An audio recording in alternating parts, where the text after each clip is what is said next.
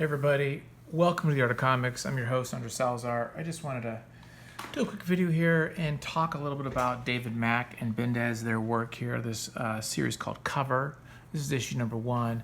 I don't want to do just like a review because I think there's already a ton of ways to get comic book reviews online, whether it be blogs or, links to websites or videos.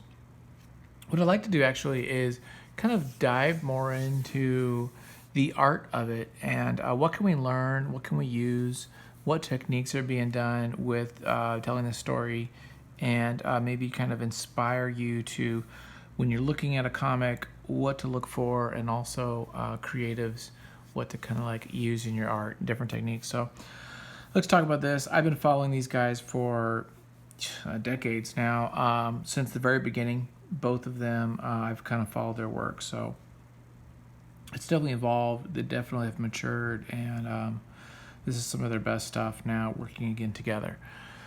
So we'll talk about Cover, and I'm not going to do a review, necessarily talk about the story, although there's some story things we'll talk about. But one thing actually we should mention before anything is the cover of Cover.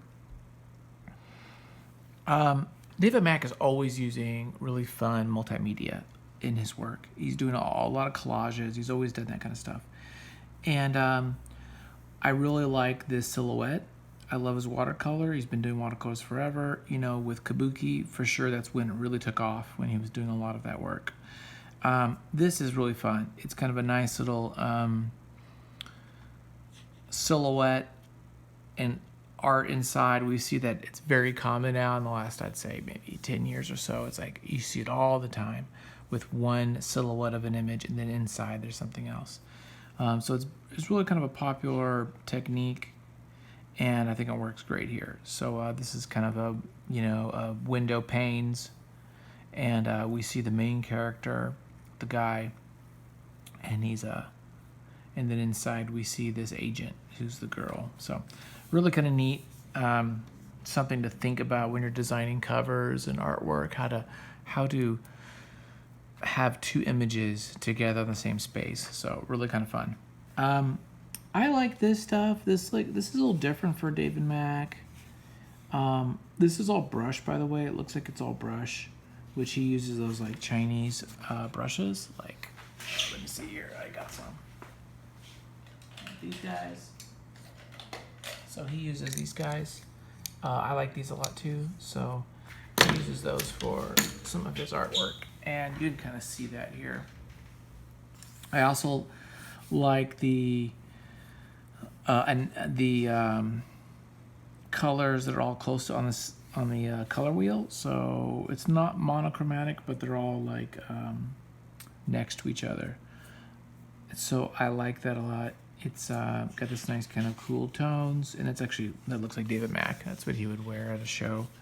He's got his baseball hat and his black shirt like he always wears. This is at some kind of a comic show. Interesting choice here. By the way, this is all color holds, right? This was a black and white. Color holds it all to be this kind of a blues and indigos. And then it gets darker. Do you notice that? How he darkens it up, and then here now it's full black. And I thought that was interesting. I'm not sure if it really necessarily says anything as far as the story goes, but maybe it kind of just focuses it in. Maybe that's what it is. It's kind of more of a focus, but I like that. I like these little repeating panels. Use the repeating panels a lot. Notice also that he is not using any rulers. It's all hand ruled out with, looks like some sort of a tech pen or a repeatograph, because it's all perfectly width-wise. So he didn't use like the brush, pen for that, which probably makes more sense.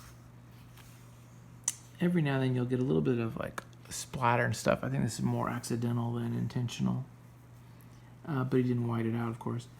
And then we get these little drawings. He uses models and reference. This is definitely somebody he probably knows or took a lot of pictures of. And I dig it. It's loose, conveys the information, Notice there's plenty of space for the dialogue.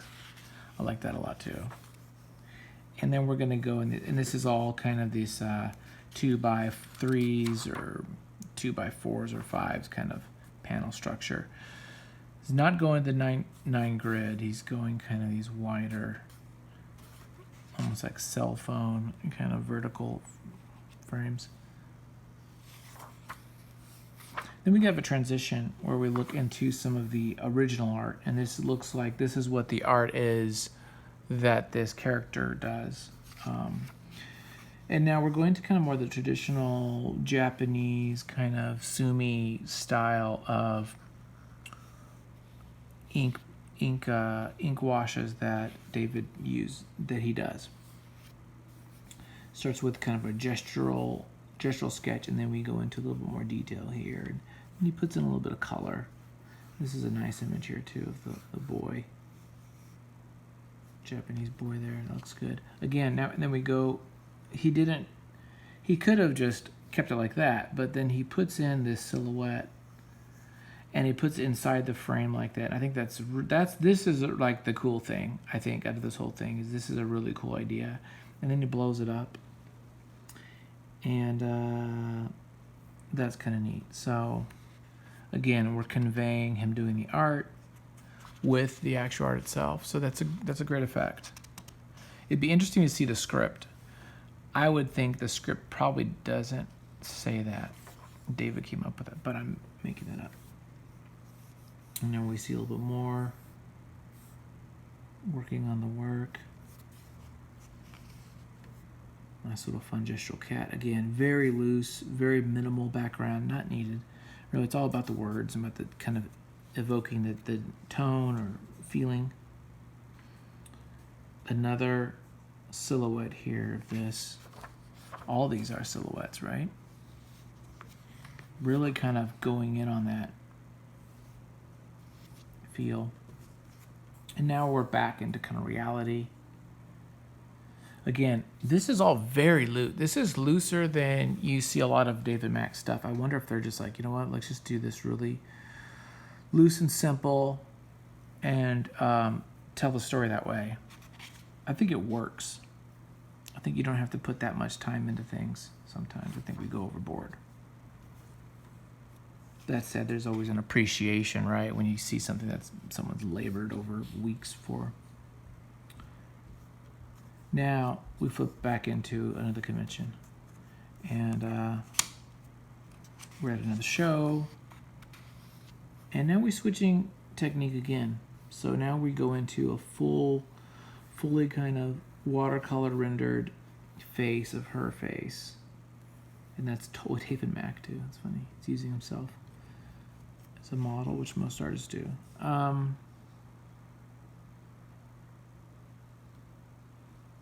Yeah. And this is very kind of kabuki stuff that he would do. These 12 panel pages. A lot of conversation, very Bendis like. But he's keeping the main character in this kind of lavender colors. And she's out. This is black. These are color hold, still the color hold blue.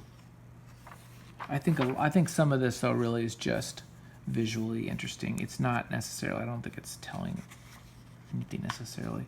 Maybe he's grounded in reality and she's kind of a make-believe. I don't know. I'm making that up. I don't want to read too much into it. A couple of repeating panels.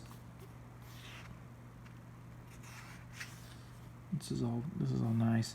We've got a little bit of just texture for background. Not much at all, huh? Very little background texture. And this is really kind of, you saw a lot of this in, not necessarily his work, but you will see it in like Gene Ha's work for Top 10. You'll see a lot of that. And then we get to really pretty, really nice kind of colors here for the flight. Oh. Again, I really like these. Nice little background colors. And then ends there.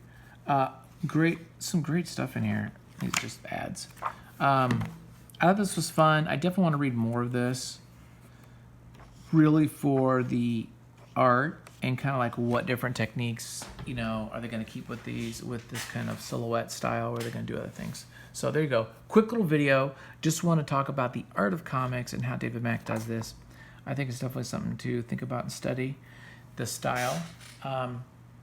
Thanks a lot for watching. Thanks for joining the Patreon and being a part of our crew, and looking at all the stuff that I work on. And stay tuned for the next episode. Bye, you guys.